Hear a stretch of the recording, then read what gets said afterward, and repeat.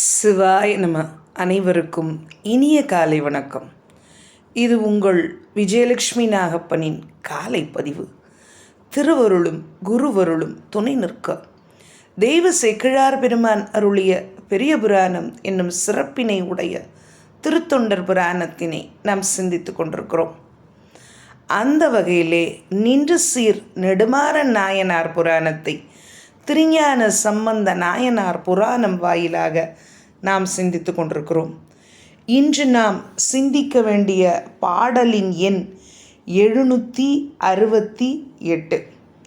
அந்த பாடலை சிந்திப்பதற்கு முன் அடியனுடைய ஒரு சின்ன விண்ணப்பம் என்னென்னா, இந்த பெரிய புராணம் அப்படிங்கிற அருமையான புராணத்தினை கேட்பதற்கு பலகாலம் தவம் செய்திருந்தால் மட்டுமே இந்த பெரிய புராணம்லாம் கேட்க முடியும். இந்த ஒரு பிறவியில் நமக்கு இது கிடைத்து விடாது.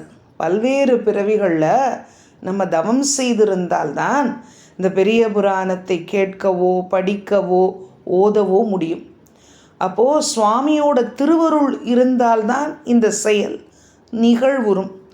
அதனால் என்ன விண்ணப்பம்னா, யாரெல்லாம் இதை கேட்கிறீர்களோ அடியார் பெருமக்கள், தயவு செஞ்சு இந்த யூடியூப்பை நீங்கள் சப்ஸ்கிரைப் பண்ணிங்கன்னா நாளும் இந்த சிவ சிந்தனையில் ஈடுபடுவதற்கு மிக எளிதாக இருக்கும்.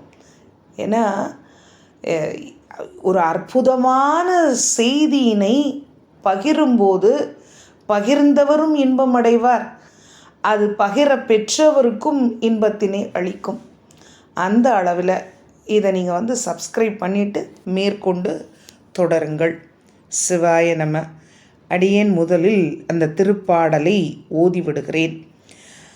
மன்னவன் மொழிவான் என்னே மதித்த இக்காலம் ஒன்றில் வெண்ணரகு ஒருபாலாகும், வீட்டின்பம் ஒருபாலாகும், துண்ணு நஞ்சு ஒருபாலாகும், சுவை அமுது ஒருபாலாகும், என் வடிவொன்றில் உற்றேன் இரு திறத்து இயல்பும் என்பான்.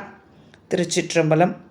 இப்போ இந்த 768வது பாடலை நாம் அதனுடைய விளக்கத்தினை பார்ப்போம். முதல் அடியில் என்ன சொல்லப்பட்டிருக்கிறது? மன்னவன் மொழிவான் என்னே. என்னே அப்படிங்கிறது ஒரு வியப்பு இரக்க குறிப்பு சொல். நம்ம சாதாரணமாக வீட்டு வழக்கில் கூட உபயோகம் செய்வதுண்டு. குடும்ப தலைவிகள் ரொம்ப துன்பத்தில் இருக்கும்போது என்ன சொல்லுவாங்க? என்ன பாவம் செஞ்சனோ இந்த வீட்டில் நான் மாட்டினேன் சொல்லுவாங்கள்ல, அதுபோல் என்னே அப்படின்னு சொல்கிறது ஒரு வியப்பா இரக்க குறிப்பு சொல். தன்னுடைய நிலையினை அப்படியே இறங்கி சொல்லுவது தான். இங்கே பாண்டிய வேந்தன் என்னே வியப்பு என குறிப்பிட்டு என்ன சொல்கிறார்?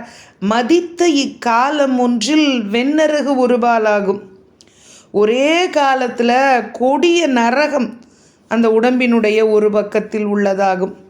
வீட்டின்பம் ஒரு பாலாகும், முத்தி இன்பம் ஒரு பக்கத்தில் உள்ளதாகும். இது எப்படி இருக்கிறது என்றால், துண்ணு நஞ்சு ஒரு பாலாகும், சுவை அமுது ஒரு பாலாகும், என் வடிவு ஒன்றில் உற்றேன். மிக்க நஞ்சின் நுகர்ச்சி ஒரு பக்கத்தில் உள்ளதாகும், சுவையுடைய அமுதின் நுகர்ச்சி மற்றொரு பக்கத்தில் உள்ளதாகும். இது எங்கே இருக்குது? என் வடிவு ஒன்றில் உற்றேன். என் உடல் ஒன்றிலேயே இங்கனம் மாறுபட்ட இருவேறு தன்மங்களையும் நான் அடைய பெற்றேன் என்பவனாய் சொல்லுகிறார். இதில் என்ன குறிப்புரை ஆசிரியர் வழங்குகிறார் என்றால், நுகர்ச்சியும் நுகரும் பொருள்களும் வெவ்வேறான காலத்திலும் வெவ்வேறான இடத்திலும் நிகழ்வதே இயற்கை. ஆனால் இந்த மன்னனை பொறுத்தவரை ஒரே உடம்பில் ஒரே காலத்தில் வேறு வேறாகிய இரு தன்மைகளும் ஒருங்கு நிகழ்கின்றனவே என்ற அளவிலே அந்த மன்னன் வருந்துகிறான். அதைத்தான் இந்த பாடல் நமக்கு உணர்த்துகிறது. இந்த அளவில் இந்த திருப்பாடலை நாம் சிந்திக்க பெற்றோம். இன்றைய நாள் நமக்கு சிவ மங்களங்களை நல்கும் நல்லதொரு நாளாக அமைய வேண்டும் அப்படின்ட்டு இறைவனிடம் விண்ணப்பம் வைப்போம். தென்னாடுடைய சிவனே போற்றி, எந்நாட்டவர்க்கும் இறைவா போற்றி. ஓம் நம